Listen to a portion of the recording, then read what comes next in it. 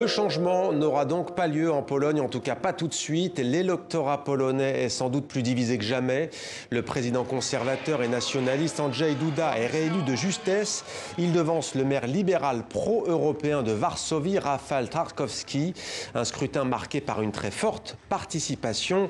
Avec nous, comme promis, pour aller plus loin, Jean-Yves Potel, bonsoir, merci d'être avec nous. Vous êtes écrivain, universitaire, spécialiste de la Pologne. Alors une courte victoire donc d'Andrzej Duda, mais une victoire quand même. Comment analysez-vous ces résultats ? Alors je crois que ces résultats marquent d'abord une première chose, c'est la grande mobilisation de la société polonaise pour ces élections. On n'a jamais eu une participation de ce type depuis 1989. Énorme.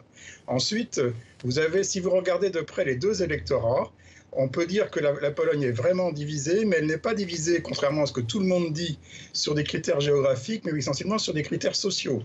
Si vous prenez par exemple le taux d'éducation, niveau d'éducation des deux électorats, l'électorat de Trzaskowski, c'est un électorat qui est à 80-85% des gens qui sont Bac+, et alors que l'électorat de Duda n'est qu'à 63% Bac+. Le reste, ce sont des gens qui ont une formation élémentaire ou une formation professionnelle. Ce qui veut dire que l'électorat de Duda représente plus la société polonaise d'une certaine manière que l'électorat de Trzaskowski. Et ce qui fait qu'il y a une forte tension entre les deux. Alors, est-ce que cette question, c'est à partir de là, qu'est-ce qui va se passer et quel est le sens de ce vote? Je crois que le sens de ce vote, c'est tout simplement que les deux candidats, qui, contrairement à ce qu'on dit aussi, sont deux candidats de droite. Trzaskowski, c'est un candidat, disons, libéral, mais libéral centre-droit, si vous voulez, qui ressemble un petit peu à la CDU allemande. Eh bien, ils n'ont pas été capables, il n'a pas été capable de répondre aux aspirations, à la demande de cette frange de la société. Alors justement, oui, franche, allez-y. Qui a le plus, disons, payé la transition depuis 30 ans et qui se sent exclu d'une certaine manière et qui s'est retrouvé dans les politiques sociales qu'a lancé le PiS. Alors Andrzej Duda en Pologne avec le PiS, Viktor Orban, Premier ministre en poste en Hongrie depuis plus de 10 ans maintenant. On va voir que si plusieurs pays d'Europe centrale restent donc bien ancrés dans le nationalisme, il semble que les choses sont en train de changer. Récit signé Adélie Floch. Il symbolise l'ultraconservatisme en Europe centrale et orientale.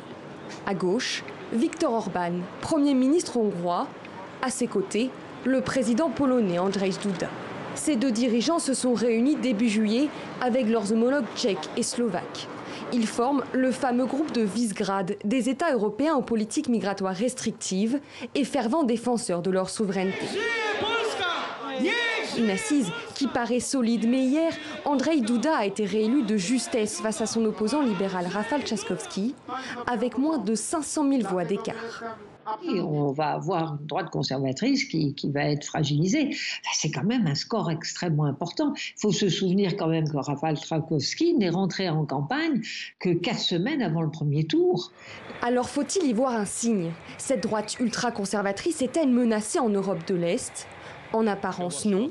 Par exemple, en Hongrie, Viktor Orban, Premier ministre nationaliste depuis 10 ans, a quasiment réduit l'opposition au silence.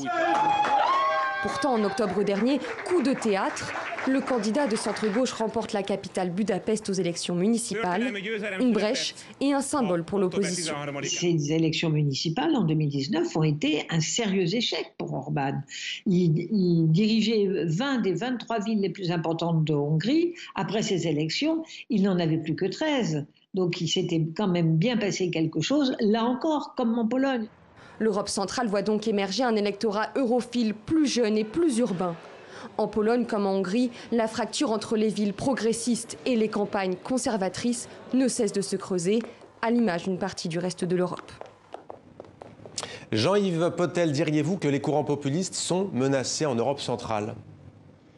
Je crois que les sociétés d'Europe centrale, comme d'ailleurs en Europe de l'Ouest, partout, vous avez dans ces sociétés une partie très importante de gens qui sont opposé à une série aux politiques économiques libérales qui ont été mises en place et qui les vivent mal. Et je crois que ce qu'on dit et en face de ça, vous avez des gagnants, vous avez ceux qui gagnent autour et qui se retrouvent autour effectivement de la plateforme civique, mais ils ne sont pas, c'est pas nouveau, ça a toujours été, cet électorat, il a toujours été là. Mais ce qu'il y a, c'est que la droite libérale est incapable aujourd'hui de faire une proposition concrète, une alternative concrète. Si vous regardez ce qui s'est passé dans ces élections, le contenu de la campagne électorale était assez vide. C'était des batailles d'images, avec beaucoup de calomnies du côté de Douda qui a attaqué de façon éhontée son adversaire, et l'autre n'a été incapable de dire autre chose qu'il était pour l'Europe, pour la démocratie et que c'était un choix décisif. Mais il n'a pas répondu à des questions clés, qui sont les questions qui se posent en Pologne aujourd'hui, et comme dans toute l'Europe, après la pandémie, avec la crise économique, avec la crise sociale qui s'annonce, et tout ça, là, il ne répond pas. Il n'a pas de solution. Et je crois que c'est ça le grand problème dans ce pays, comme dans beaucoup d'autres pays. C'est le fait que vous n'avez pas à gauche ou au centre ou de politique sociale qui soit capable de répondre à ces aspirations. Merci beaucoup Jean-Yves Potel d'avoir répondu à nos questions sur TV5 Monde.